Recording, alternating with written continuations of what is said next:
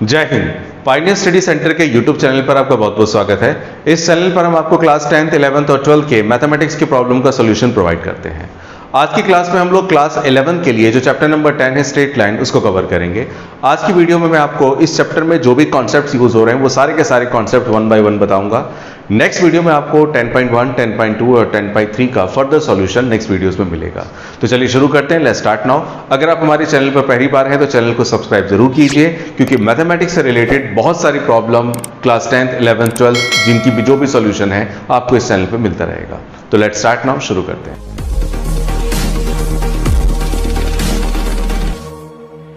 तो शुरुआत करते हैं इस चैप्टर की बेसिक से। सबसे पहले इस चैप्टर को करने के लिए जो चीजें आपको आनी चाहिए या जो जो यूज होंगे एक एक करके बता रहा हूं।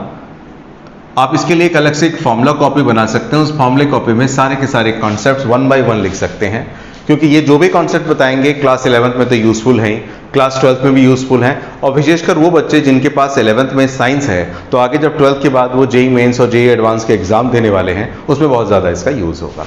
तो एक एक करके समझते हैं। सबसे पहले तो पहला जो आपको समझना है वो सीखना है आपको डिस्टेंस फार्मूला।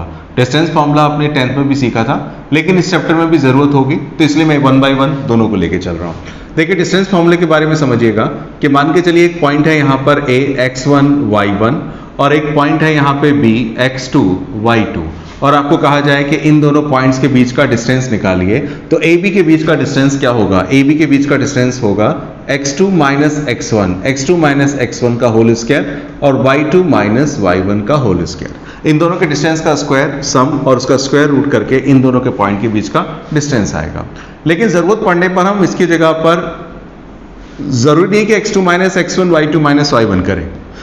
जरूरत करने पर हम लोग इसे x1 माइनस x2 का होल स्क्वायर और y1 माइनस y2 का होल स्क्वायर लेकर के भी सॉल्व कर सकते हैं। उससे भी हमारा आंसर क्या आएगा? बिल्कुल सेम आएगा। ये हमारा पहला कॉन्सेप्ट है जिसे हम लोग डिस्टेंस फार्मूला बोलते हैं। कॉन्सेप्ट नंबर 2 जिसका नाम है सेक्शन फार्मूला। अब ये सेक्शन फार्मूला क्या है ये भी आपने 10th क्लास में अच्छी तरह से पढ़ा है। थोड़ा सा याद दिलाऊं, क्योंकि इसी पर बेस पे आगे बहुत सारे कंसेप्ट बनेंगे। सेक्शन फार्मूला क्या कहता है जरा समझिएगा। इसमें दो बातें आती हैं। एक आता है, याद रखिएगा, इंटरनल डिवीजन, और दूसरा भी मैं लिखूंगा इसके बाद एक्सटर्नल डिवीजन। देखिए इंटरनल डिवीजन क्या होता है और एक्सटर्नल डिवीजन क्या होता है।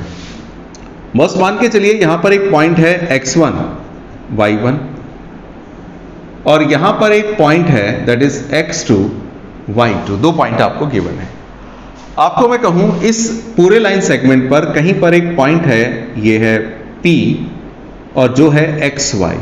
जैसे यहां पर XY के दो पॉइंट है, यहां पे XY के दो पॉइंट है, तो यहां पे भी एक पॉइंट है, X का X है और Y का Y है, और ये पॉइंट कमाल का पॉइंट है जो इस पूरी की पूरी लाइन को मान के चलिए डिवाइड कर रहा है m/n में।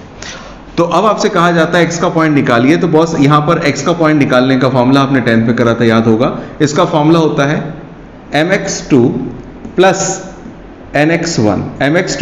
nx1 अपॉन में m प्लस n। और जबकि y का पॉइंट निकालना हो तो y का क्या होगा? y का होने वाला है m/2 प्लस n/1 अपॉन में क्या आ जाएगा? m plus n। mx2 plus nx1 upon में m प्लस n, ये x का पॉइंट होगा। m/2 प्लस n/1 अपॉन में m प्लस n, ये हमारा किसका पॉइंट होगा? y का पॉइंट होगा।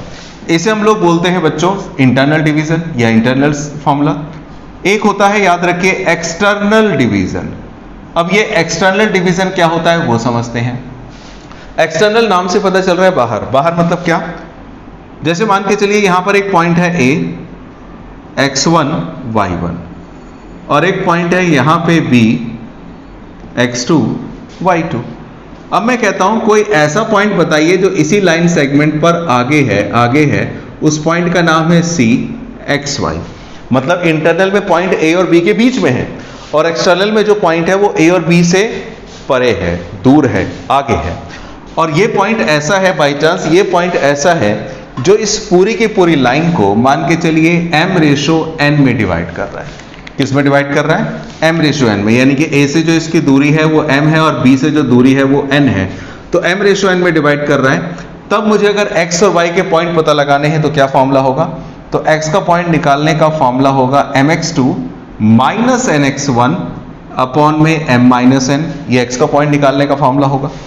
और जबकि y का पॉइंट निकालेंगे तो बस माइनस हो जाना है, कुछ नहीं, m/2 minus m minus ny1 upon में n माइनस n। मतलब इंटरनल वाले में प्लस होता है और एक्सटर्नल वाले में क्या होता है, माइनस होता है। बच्चों को ये तो पता होता है कि एक्सटर्नल का फॉर्मूला क्या है, इंटरनल का फॉर्मूला क्या है, लेकिन कई बच्चों को ये नहीं पता होता इंटरनल का मतलब क्या है। इंटरनल का मतलब आप पॉइंट निकाल रहे हैं in between a and b, और एक्सटर्नल में आप पॉइंट निकाल रहे हैं फार्दर फ्रॉम a और b से कहीं बाहर दूर है। तो ये हमारा था सेक्शन फॉर्मूला, डिस्टेंस फॉर्मूला, ये तो 10th के थे। अब आगे हम समझेंगे कॉन्सेप्ट नंबर 3, 4, 5 जो प्रॉपरली 11th में यूज होने वाले हैं, जो आपने 11th में ही पहली बार देखना है, 10th में नहीं था।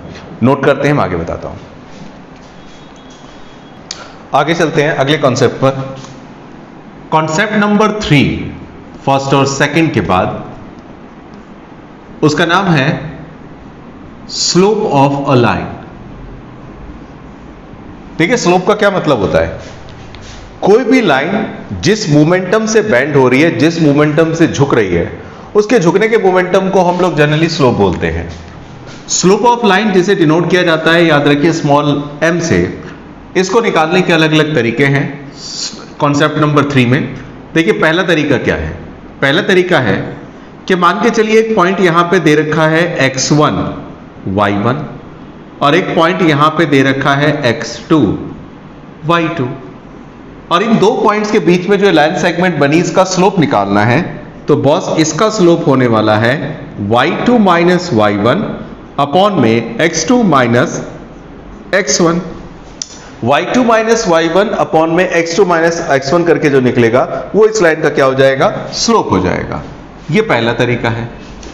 दूसरा तरीका है कि कभी कभी क्वेश्चन में क्या होता है, आपको पॉइंट नहीं दे रखे होते, एक लाइन है, मान के चलिए पॉइंट नहीं दे रखे होंगे, एक लाइन दे रखी होगी, और उस लाइन ने x एक्सिस के साथ, इस लाइन ने x एक्सिस के साथ कुछ एंगल बनाया होगा। तो वो जो आप एंगल निकालेंगे, वो जो एंगल आप निकालेंगे, वो आपको एंगल दे रखा होगा। इस कंडीशन में याद रखिए स्लोप निकालने का फॉर्मूला होगा tan थीटा। जैसे 30 डिग्री है तो tan 30 1/√3 स्लोप हो जाएगा। अगर ये एंगल 45 डिग्री है तो tan 45 1 स्लोप हो जाएगा। मतलब tan के साथ आप उस एंगल को रख दीजिए, tan के साथ उस एंगल को रख दीजिए जो एंगल क्वेश्चन में दिया है। अब यहां पे बच्चे अक्सर गलती करते हैं, यहां पे थीटा का मतलब क्या होता है? थीटा का मतलब लाइन ने एंगल बनाया है किसके साथ, x एक्सिस के साथ।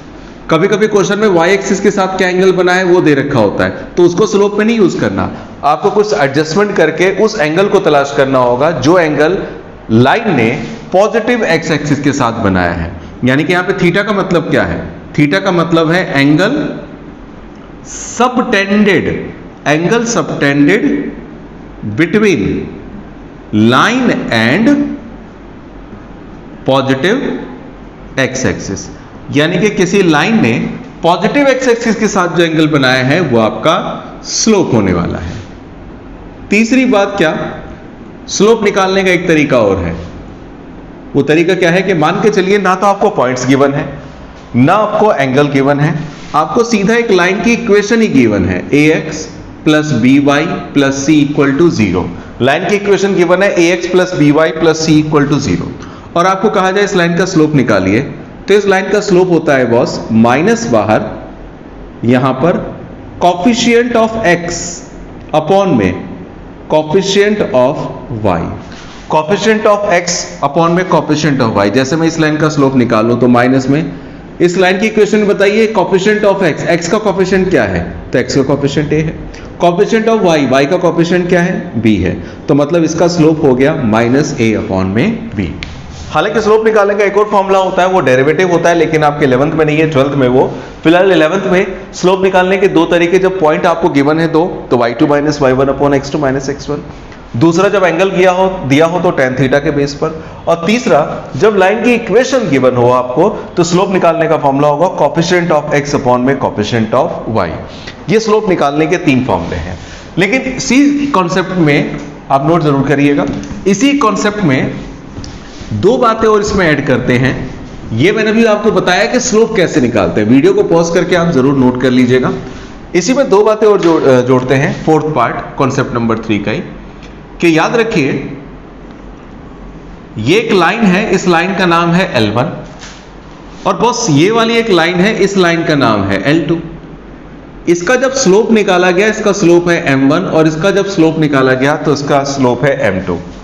अब जरा सुनिएगा, when two lines are parallel, अगर मान के चलिए दो लाइनें पैरेलल हैं, दो लाइनें पैरेलल है, तो याद रखिएगा then there slopes would be equal.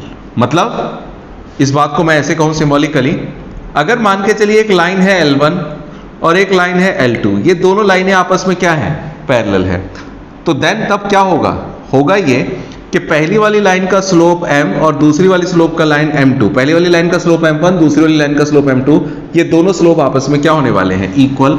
अगर लाइनें पैरेलल हैं तो, अगर लाइनें पैरेलल हैं तो बॉस याद रखिए दोनों लाइनों के स्लोप आपस में इक्वल होंगे।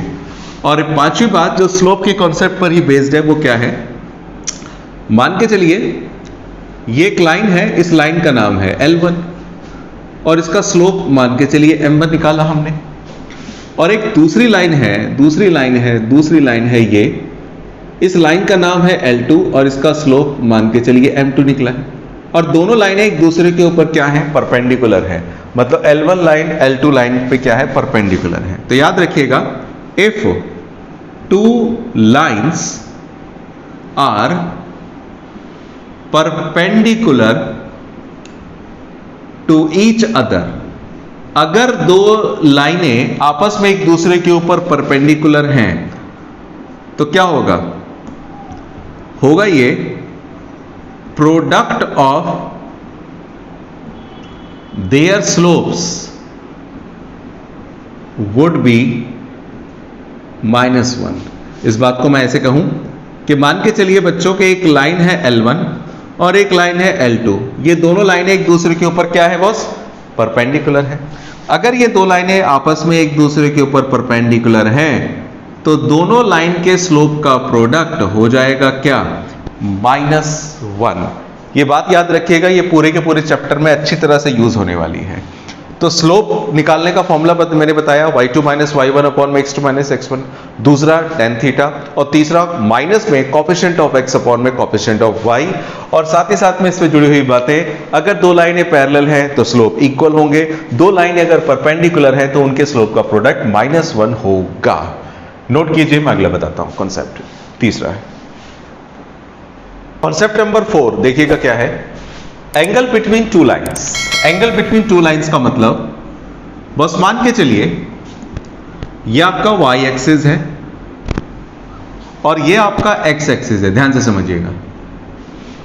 और होता क्या है, मान के चलिए ये एक लाइन आपको गिवन है, फर्स्ट लाइन, और एक लाइन है ये सेकंड लाइन। इस लाइन का स्लोप आपको दे रखा है M1 और इस लाइन का स्लोप मान के चलिए आपको निकाल के दे रखा है M2, और आपसे कहा जाता है क्या, इन दोनों लाइनों के बीच में जो एंगल बना है वो एंगल बताइए। तो एक बात समझिए, सबसे पहले तो इन दो लाइनों के बीच में एंगल निकालना है, तो मैं कहूंगा कि इन दो लाइनों के बीच में जो एंगल बना है ना, 4 एंगल बने हैं, जैसे ये वाला एंगल, ये वाला एंगल, ये वाला एंगल और ये वाला एंगल। लेकिन एक बात याद रखिए, अगर ये वाला एंगल θ1 है तो ये वाला एंगल भी θ1 होगा, यानी कि दोनों एंगल क्या होंगे, सेम सेम होंगे, वर्टिकल अपोजिट एंगल। और ये वाला जो एंगल अगर मान के चलिए θ2 है तो ये वाला एंगल क्या होगा, ये वाला एंगल भी क्या होगा, θ2 ही होगा। दो लाइनों के बीच में एंगल तो टोटल 4 बनेंगे, लेकिन कैटेगरी आप दो ही रखेंगे, एक होगा θ1 और एक होगा θ2। और कमाल की बात यह है कि θ1 प्लस θ2, ध्यान दीजिए, θ1 यानी कि ये वाला एंगल और θ2 ये वाला एंगल इस लाइन पर टोटल लीनियर पेयर बनाते हैं। θ1 प्लस θ2 इन दोनों का सम हमेशा क्या होगा, 180 होगा। अगर मैं θ2 की वैल्यू निकालूं तो 180 माइनस θ1 हो जाएगा। फिलहाल एक बात, इसका मतलब यह हुआ कि अगर आपको एंगल पता लगाने हैं तो पहले एक एंगल तो पता लगे, क्योंकि एक एंगल पता चलेगा तो दूसरा भी पता चल जाएगा, ये पता चलेगा तो ये पता चल जाएगा, और ये पता चल जाएगा तो पता चल जाएगा ये भी। तो याद रखिए, मैं θ1 निकाल रहा हूं तो इसका फॉर्मूला क्या होता है, देखिए tan θ1 क्या होता है, tan θ1 टेन थीटा यानी कि टेन थीटा 1 निकालने का फॉर्मूला होता है बच्चों, जब भी आपको दो लाइनों के बीच का एंगल निकालना हो, दो लाइनों के बीच का एंगल निकालना हो, तो उसका फॉर्मूला है m1 माइनस m2 अपॉन में 1 प्लस m1 m2 और साथ में होता है क्या, मॉड्यूलस। दो लाइनों के बीच का स्लोप निकालने, एंगल निकालना है तो उसका फॉर्मूला है tan theta 1 equal to m1 minus m2 1 plus m1 m2। इसको सॉल्व करके आपको थीटा 1 की वैल्यू मिलेगी क्या है, और जब थीटा 1 निकल जाएगा तो थीटा 2 तो निकाल ही लेंगे। तो 1 थीटा क्या होगा, थीटा 2 180 माइनस में थीटा 1। इसको मैं एक एग्जाम्पल से लेके आपको करवाता हूं, आप जरा पहले फॉर्मूला नोट कर लीजिएगा। एंगल बिटवीन टू लाइंस के कॉन्सेप्ट को समझने के लिए मैं आपके सामने एक एग्जाम्पल ले रहा हूं। ये बॉस मान के चलिए दो लाइनें दे रखी हैं और आपको इन दो लाइनों के बीच का एंगल निकालना है। तो सबसे पहले फर्स्ट लाइन ले लेते हैं, इक्वेशन ऑफ फर्स्ट लाइन। जो फर्स्ट लाइन की इक्वेशन है वो क्या है, x plus √3y plus 1 equal to 0। और इस फर्स्ट लाइन का अगर मैं आपको स्लोप निकालने के लिए कहूं तो स्लोप क्या होगा, फॉर्मूला ही मैंने बताया क्या, कोफिशिएंट ऑफ x अपॉन में कोफिशिएंट ऑफ y। तो मुझे आप बताइए x का कोफिशिएंट है 1 और y का कोफिशिएंट क्या है, √3, तो इसका स्लोप आ गया -1/√3। अच्छा, इसके बाद इक्वेशन ऑफ सेकेंड लाइन, तो उसका नाम क्या है, √3x प्लस y और माइनस में 1 इक्वल टू 0। ये आपके बुक का एक क्वेश्चन है। अगर इसका मैं स्लोप निकालूं तो इसके स्लोप को मैं m2 नाम दे रहा हूं। Coefficient of x √3, coefficient of y 1, मतलब कुल मिला के क्या आ गया, माइनस का √3। अब मुझे एंगल निकालना है तो सबसे पहले tan थीटा 1 निकालने का formula m1 minus m2 upon में 1 प्लस m1 m2 होने वाला है। अब जब m1 m2 की वैल्यू लगाएंगे तो क्या बनती है बात देखते हैं। tan थीटा 1 तो tan थीटा 1, m1 है आपका कितना, माइनस का 1/√3 और m2 की जगह पर माइनस का √3। 1 प्लस m1 का मतलब माइनस का √3, m2 का मतलब माइनस का √3। तो क्या बनेगी बात देखिए, tan थीटा 1 तो tan थीटा 1 ही रहेगा। यहां पर देखिए माइनस का 1/√3, चलिए माइनस का 1/√3 और प्लस का क्या हो गया, √3। और यहां पे √3 से √3 कैंसिल हो गया, बच गया 1। √3 से √3 कैंसिल हो गया, माइनस से माइनस कैंसिल हो गया, प्लस 1 बन जाएगा। तो tan theta 1 as it is, √3 3 multiply करूंगा, √3 मल्टीप्लाई होकर 3 बन जाएगा, 3 में से 1 गया 2/√3 और 1 और 1 2 है तो पलटी मार के 1/2 हो जाएगा, 2 से 2 कैंसिल। tan थीटा 1 क्या आएगा, 1/√3 मॉडुलस से निकाल के पॉजिटिव ही रहेगा। अच्छा, tan की टेबल में 1/√3 किस पर होता है, tan की टेबल में 1/√3 किस पे होता है, 30 पे। तो tan theta 1 as it is, इसके जगह पे मैं लिख सकता हूं tan 30, यानी कि थीटा 1 आपका आ गया 30 डिग्री, थीटा 1 आपका आया 30 डिग्री। तो यानी कि फर्स्ट एंगल आपका आ गया है 30 डिग्री।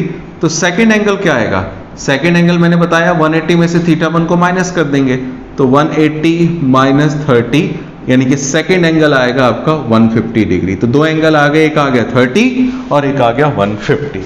ये है तरीका अगर आपको दो लाइनों के बीच में एंगल निकालना है तो उसका। नोट कीजिएगा अपनी फॉर्मूले वाली कॉपी में। नेक्स्ट कॉन्सेप्ट अब बताता हूं, different form of equation of line, note कीजिएगा। अगला कॉन्सेप्ट है कॉन्सेप्ट नंबर 5, जो इस चैप्टर का मेन कॉन्सेप्ट है, जिसके नाम से ये चैप्टर जाना जाता है, इक्वेशन ऑफ लाइन। देखिए क्या होता है इसमें, हम लोग क्या पढ़ेंगे, यानी कि किसी भी लाइन की इक्वेशन कैसे बनती है, इक्वेशन ऑफ लाइन। मान के चलिए ये एक पॉइंट है x1 y1 और एक ये पॉइंट है x2 y2 और ये हमारी लाइन जिसका नाम मैं रख देता हूं ए बी, पॉइंट ए और बी से पास करते हुए जा रही है, यानी कि this line is passing through the point x1 y1 and x2 y2। अब आपसे कहा जाता है कि इस लाइन की इक्वेशन बनाइए। तो याद रखिए, अगर आपसे कहा जाता है इस लाइन की इक्वेशन बनाइए तो इस लाइन की इक्वेशन होती है boss y minus y1 m x minus x1। यहां पर m का मतलब क्या होता है, वही स्लोप जो हमने पीछे पढ़ा है y2 minus y1 upon x2 minus x1। y minus y one equal to m x minus x one, आपको सॉल्व करके क्या मिल जाएगी, लाइन की इक्वेशन। मैं आपको एक एग्जांपल से समझाऊंगा तो ज़्यादा अच्छा रहेगा। जैसे मान के चलिए आपसे कहा जाता है कि find the equation of line which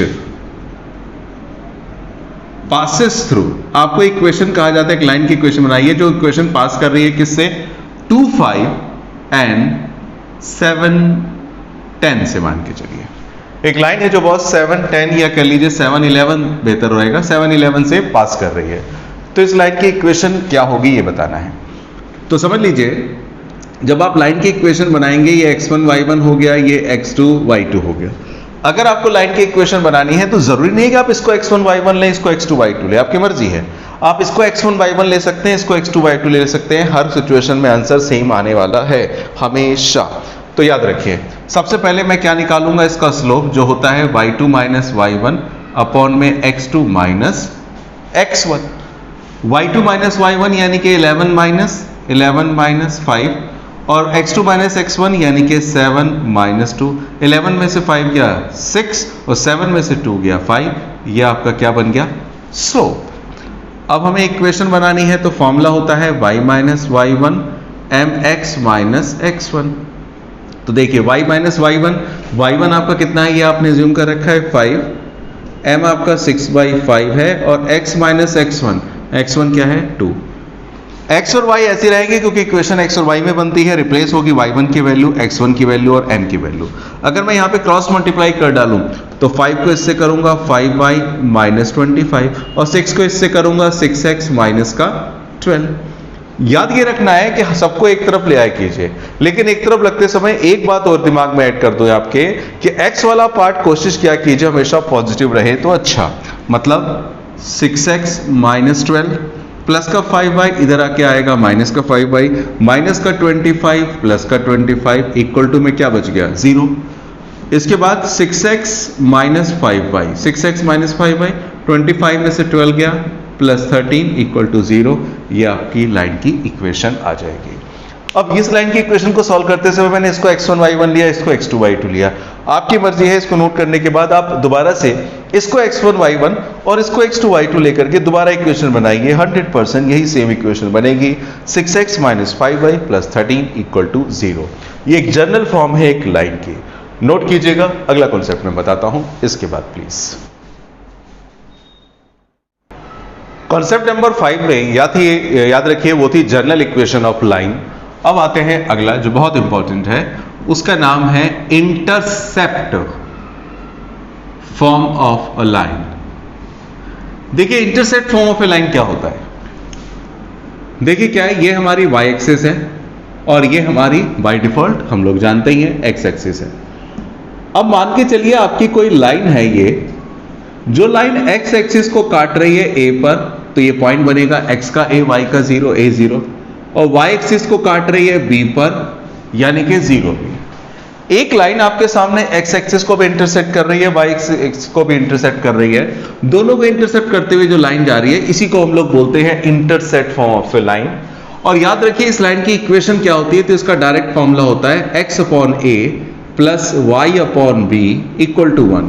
याद रखने के लिए समझिए, ये x एक्सिस है, x एक्सिस पे कौन सा पॉइंट है a, तो इसलिए x अपॉन में a, y एक्सिस पे कौन सा पॉइंट है b यानी कि y अपॉन में b, तो x upon a plus y upon b equal to 1। ये कहलाती है इस लाइन की इक्वेशन। एक एग्जांपल समझते हैं कि मान के चलिए एक लाइन है बच्चों, ये लाइन ऐसी है जो x एक्सिस को काट रही है 5 0 पर और y एक्सिस को काट रही है 3 पर, तो ये होगा 0 3। तो अगर मैं यहाँ पे इक्वेशन बनाऊंगा तो क्या होगा, सीधा x अपॉन में x एक्सिस का पॉइंट, तो x एक्सिस का पॉइंट क्या है 5, y अपॉन में y एक्सिस का पॉइंट, y एक्सिस का पॉइंट क्या है 3, तो x upon 5 plus y upon 3 equal to क्या आएगा 1। लेकिन उसे इतना ही मत छोड़िए, एलसीएम ले लीजिए, क्या आएगा 3x प्लस 5y, नीचे तो 15 है इक्वल टू 1। क्रॉस मल्टीप्लाई करेंगे क्या आएगा 3x plus 5y equal to 15। ये आ जाएगी इस लाइन की क्या इक्वेशन। यानी कि जब भी आपसे कहा जाए intersect form of a line तो ये होगी। नोट कीजिएगा, अगला करते हैं जरा। अगले कॉन्सेप्ट पर आते हैं, इसका नाम है slope intercept form of a line. ये स्लोप इंटरसेप्ट फॉर्म क्या होता है?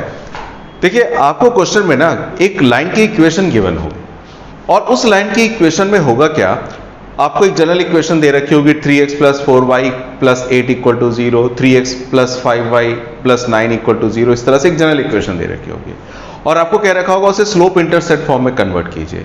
तो स्लोप इंटरसेप्ट फॉर्म कुछ भी नहीं है, जब भी किसी लाइन को हम y = mx + c फॉर्म में लिखते हैं, जब भी किसी लाइन की इक्वेशन को अगर आप इस फॉर्म में ले आते हैं तो यही स्लोप इंटरसेप्ट फॉर्म है। अब इस फॉर्म का मतलब क्या है, इसे एक आसान भाषा में कहूं, एक लेमैन की भाषा में कहूं तो एक लाइन की इक्वेशन है, उसे अगर आपको स्लोप इंटरसेप्ट फॉर्म में कन्वर्ट करने के लिए कहा जाता है तो उस लाइन की इक्वेशन में आपको क्या करना है, पूरी की पूरी इक्वेशन को y के इक्वल टू में ले आना है। पूरी की पूरी इक्वेशन को y के इक्वल टू में ले आइए, y के इक्वल टू में लाने के बाद जो ये फॉर्मेट तैयार होगा आपका, वही कहलाएगा आपका slope intercept form. For example, और एक और बात, यहां पे जो x का कोफिशिएंट है ये स्लोप कहलाएगा और ये आपका कहलाता है y इंटरसेप्ट। मतलब क्यों, क्या बताता हूं। देखिए, मान के चलिए आपको एक इक्वेशन दे रखी है बच्चों 3x + 4y + 8 = 0। ये मान के चलिए कि इक्वेशन जनरल इक्वेशन है और आपको कहा जाता है क्या कि convert into slope intercept form, इसे स्लोप इंटरसेप्ट फॉर्म में कन्वर्ट करो। तो कुछ नहीं करना, इस लाइन की इक्वेशन में y की वैल्यू निकाल लेना है, प्लस का 3x माइनस का 3x प्लस का 8 माइनस का 8। भाई y की वैल्यू निकालना है मतलब 4 से डिवाइड कर दो, यहां पे 4 से डिवाइड करेंगे y रहेगा, यहां पे 4 से डिवाइड करेंगे तो 3/4x और इसको 4 से डिवाइड करेंगे तो -2। तो ये बन जाएगा क्या, यही बन जाएगा आपका बॉस क्या, स्लोप इंटरसेप्ट फॉर्म। यह आपका बन जाएगा स्लोप इंटरसेप्ट फॉर्म, पहली बात। दूसरी बात, अगर आपसे यहां पे कोई पूछे कि इसका स्लोप बताइए, स्लोप क्या होगा, तो जो बॉस x का कोफिशिएंट होगा ना वही स्लोप होगा। स्लोप क्या होगा, -3/4, -3/4 ये आपका स्लोप होगा जो x का कोफिशिएंट है। अच्छा, इसमें एक चीज और पूछता है वो, कभी कभी इसी में पूछता है y इंटरसेप्ट। y इंटरसेप्ट का मतलब ये वाली लाइन हमारी जो y एक्सिस को काटेगी, ये वाली लाइन हमारी जो y एक्सिस को काटेगी तो पॉइंट क्या होगा। मतलब जैसे ये x एक्सिस है, y एक्सिस है, कोई लाइन मान के चलो y एक्सिस को जब काट रही है तो ये पॉइंट क्या होगा। तो ये तो पता होना चाहिए कि जब y एक्सिस को काटेगी तो x का पॉइंट तो 100% क्या होगा, 0 ही होगा, y का कुछ ना कुछ पॉइंट जरूर होगा। तो अगर मुझे इसमें y इंटरसेप्ट पूछ रहा है तो y इंटरसेप्ट के लिए मैं क्या करता हूं, x = 0 पुट कर देता हूं। तो देखिएगा, अगर मैं x = 0 पुट करूं तो 0 × 3/4 0 माइनस का 2, यानी कि y का पॉइंट क्या आ गया, -2। तो मैं कह सकता हूं यहां पर क्या कि इसका y इंटरसेप्ट क्या होने वाला है, इस लाइन का y इंटरसेप्ट क्या होगा, उस समय x का तो होगा 0 और y का पॉइंट क्या होगा 100% -2। तो ये जो निकल के आता है ना, याद रखिए ये हमेशा y इंटरसेप्ट होता है। इसमें मैंने c को y इंटरसेप्ट क्यों बोला, क्योंकि अगर मैं यहां पर x के बदले 0 रख दूं, क्योंकि y इंटरसेप्ट निकालना है, तो x के बदले 0 रखूंगा तो 0m0, 0 + c, यानी कि y का पॉइंट क्या निकलेगा, c। तो इसलिए जब भी किसी लाइन की इक्वेशन को आप y के इक्वल टू में ले आते हैं तो जो x का कोफिशिएंट होता है वो आपका स्लोप होता है और जो प्लस में c कांस्टेंट दिखाई दे रहा होता है वो हमेशा क्या होता है, आपका y इंटरसेप्ट होता है। नोट कीजिएगा, अगला करते हैं। अगला पार्ट जो है बहुत इंपॉर्टेंट है, that is normal form of a line. एक लाइन का नॉर्मल फॉर्म क्या होता है। देखिए, नॉर्मल फॉर्म क्या होता है, ये आपकी x एक्सिस है और ये आपका y एक्सिस है। मान के चलिए बॉस, एक लाइन है आपकी ये जो मैंने बनाई है, जो x एक्सिस y एक्सिस को भी काटते हुए जा रही है, लेकिन ये किन पॉइंट्स पे काट रही है आपको नहीं बता रखा है। लेकिन ये ओरिजिन है, ओरिजिन से इसके ऊपर एक परपेंडिकुलर डाला गया है, इस परपेंडिकुलर को ही हम लोग बोलते हैं बच्चों नॉर्मल। परपेंडिकुलर नॉर्मल बात एक ही है। तो ये तो लाइन है, इसको मैं बोल रहा हूं लाइन, और इसके ऊपर ये क्या डाला गया है, परपेंडिकुलर डाला गया है। अच्छा, ओरिजिन से ही जो परपेंडिकुलर डाला गया है, इसकी जो लेंथ है ना, मान के चलिए क्या है, p है, p is the length of perpendicular drawn from origin to this line. और इस परपेंडिकुलर ने x एक्सिस के साथ जो एंगल बनाया है वो थीटा है। दो चीजें आपको क्वेश्चन में दे रखी होंगी, क्या, ओरिजिन से लाइन पे जो परपेंडिकुलर डाला गया उसकी लेंथ और उस परपेंडिकुलर ने पॉजिटिव एक्सिस के साथ जो एंगल बनाया है वो आपको गिवन होगा थीटा, और आपसे अब इसी लाइन की इक्वेशन पूछेगा। तो इस सिचुएशन में इक्वेशन ऑफ लाइन क्या होगी जरा सुनिएगा। इस सिचुएशन में लाइन की इक्वेशन होगी बॉस x cos theta plus y sin theta, x cos theta plus y sin theta equal to में p। यहाँ पे p का मतलब इस डिस्टेंस की बात हो रही है, परपेंडिकुलर की लेंथ की बात हो रही है, और थीटा का मतलब इस परपेंडिकुलर लाइन ने x एक्सिस के साथ जो एंगल बनाया है उसकी बात हो रही है। तो ये जो तैयार होगा ये कहलाएगा आपका normal form of a line. Example अगर मैं आपको समझाऊं तो देखिए, मान के चलिए ये एक लाइन है, इस लाइन पे ओरिजिन से जो परपेंडिकुलर डाला गया उस परपेंडिकुलर का नाम, परपेंडिकुलर की जो लेंथ है मान के चलिए 10 यूनिट्स की है, और इस परपेंडिकुलर ने x एक्सिस के साथ जो एंगल बनाया है वो एंगल जो बनाया है मान के चलिए बनाया है 30 डिग्री। मतलब थीटा आपका क्या है 30 डिग्री और परपेंडिकुलर की लेंथ आपकी है 10 यूनिट्स। अब आपको लाइन की इक्वेशन बनानी है। तो इक्वेशन ऑफ लाइन तो मैंने अभी बताया आपको क्या होता है, x cos theta y sin theta equal to p। x cos theta, theta means 30 degree, y sin theta, theta means 30 degree, p means 10 units जो डिस्टेंस है। तो x as it is cos 30 होता है प्यारे √3/2, y sin 30 होता है 1/2 equal to में 10। Multiply करूंगा तो कुल मिला के √3x/2 plus y/2 equal to 10 आ जाएगा। ज़्यादा अगर मैं एलसीएम लूँ, एलसीएम लेने का मतलब 2 एलसीएम आएगा, या सीधा सब में 2 से मल्टीप्लाई कर दीजिए तो ये आएगा √3x, इसको 2 से मल्टीप्लाई करेंगे y और इसको 2 से मल्टीप्लाई करेंगे 20। ये जो होगी इस लाइन की इक्वेशन होगी। इस लाइन की इक्वेशन तो आ गई, लेकिन किस किस का यूज किया? कोई पॉइंट का यूज नहीं किया, कोई स्लोप का यूज नहीं किया, दो चीजों का यूज किया।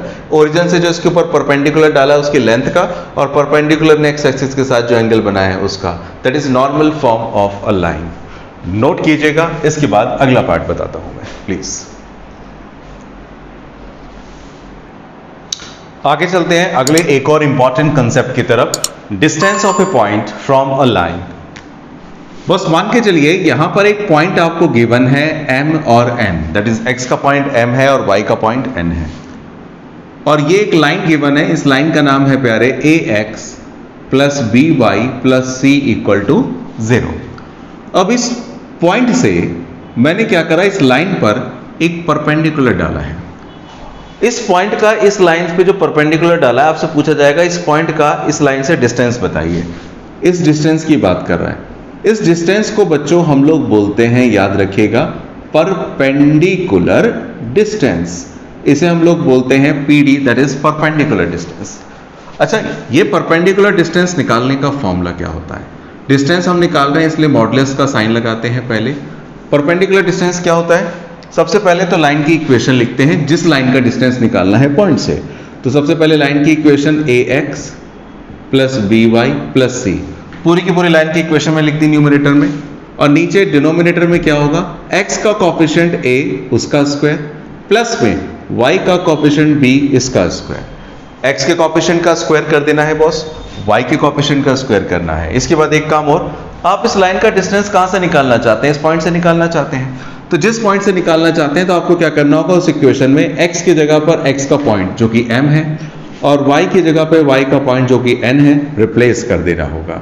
तो कुल मिला के परपेंडिकुलर डिस्टेंस क्या आएगा, a x की जगह पर m आ जाएगा, b y की जगह पे n आएगा, प्लस में c, और अपॉन में क्या आ जा रहा है, ये आ रहा है a square plus b square. इसको सिंप्लीफाई करके जो निकलेगा that would be the distance of this point from the line. कैसे? एक एग्जाम्पल लेता हूं मैं, आप जरा ये नोट जरूर कर लीजिएगा।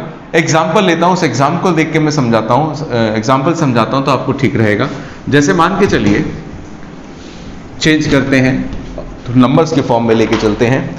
एक पॉइंट है बॉस, मान के चलिए यहाँ पे 3 और 8, -3 और -8 ले लेते हैं, चलिए ठीक है।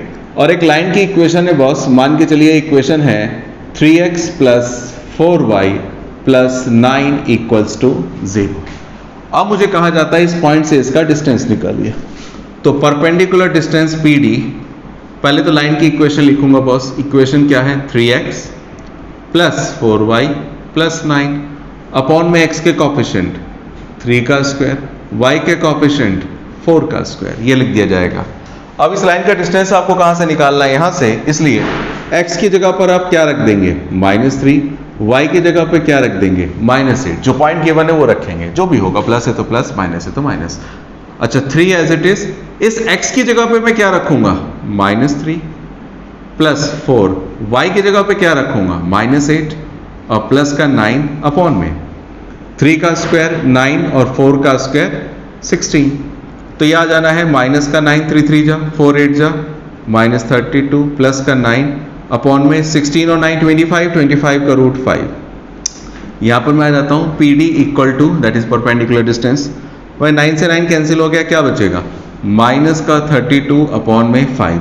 क्योंकि आप डिस्टेंस निकाल रहे हैं बॉस, तो डिस्टेंस तो कभी नेगेटिव हो नहीं सकता, इसलिए मॉडुलस से बाहर निकालते समय 32 प्लस अपॉन में 5, यानी कि 32/5, साथ में क्या लिख देंगे यूनिट्स।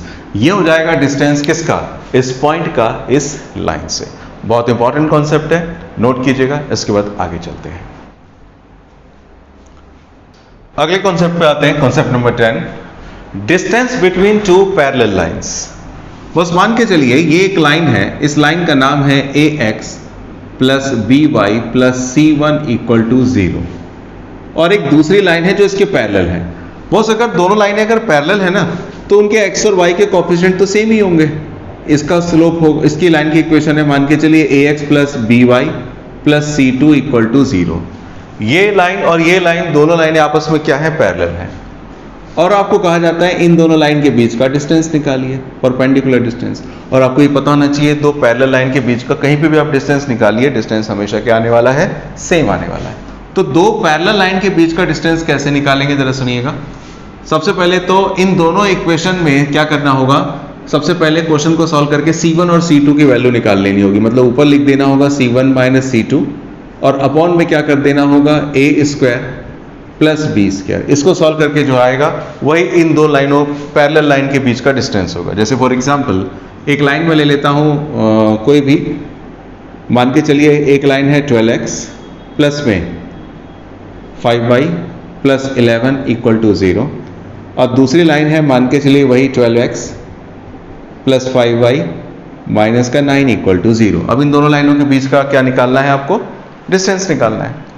तो अगर मैं इस सवाल को सॉल्व करूं तो यहां पर देखिए a और b सेम है। C1 C2 की वैल्यू क्या है, C1 आपका है 11 और C2 आपका है माइनस का 9। तो अगर आपको इन दोनों लाइनों के बीच का डिस्टेंस निकालना है तो formula C1 minus C2, C1 है 11 और C2 क्या है माइनस 9, और अपॉन में क्या लिख देना है a का स्क्वायर। a चाहे इसका ले लीजिए चाहे इसका ले लीजिए, दोनों सेम ही है, 12 का स्क्वायर और 5 का square. 11 plus 9 that would B 20, क्योंकि माइनस 9 बाहर आके प्लस 9 होने जाना है। 11 9 20। 12 का स्क्वायर क्या होता है प्यारे, 144 और 5 का स्क्वायर 25। तो 20 as usual, 144 25 that would be 169। 169 का स्क्वायर रूट क्या होने वाला है 13। तो 20/13 units that would be the distance between these two parallel line. कि इन दो पैरेलल लाइन के बीच का बॉस क्या है, डिस्टेंस है। नोट कीजिएगा। आज की वीडियो में हम लोगों ने स्ट्रेट लाइन के चैप्टर में जो कॉन्सेप्ट फर्स्ट, सेकंड, थर्ड और मिसलेनियस एक्सरसाइज में यूज होने वाले हैं, उन सभी कॉन्सेप्ट्स को 1 बाय 1 करके समझा। रिवीजन के टाइम पे जब आपका एग्जाम हो उस टाइम पर आप ये वीडियो देखें और ऐसे भी देखें तो आपको सारी चीजें आसानी से रिकॉल हो जाएंगी। इन चीजों को अब एक फॉर्मूला कॉपी बनाइए, उसमें नोट करके जरूर रखिए। नेक्स्ट वीडियो में हम लोग अब स्टार्ट करेंगे 10.1 को, 10.2 और 10.3 की सेपरेट वीडियोस आएंगे। उम्मीद करता हूं जो आज मैंने कराया आपको समझ में आया होगा। अगर समझ में आया है तो वीडियो को लाइक जरूर कीजिए और अपनी क्लास 11 के जो भी आपके फ्रेंड हैं उनके साथ शेयर जरूर कीजिए, ताकि हमारी बात उन बच्चों तक भी पहुंच सके। Thanks a lot, thank you very much.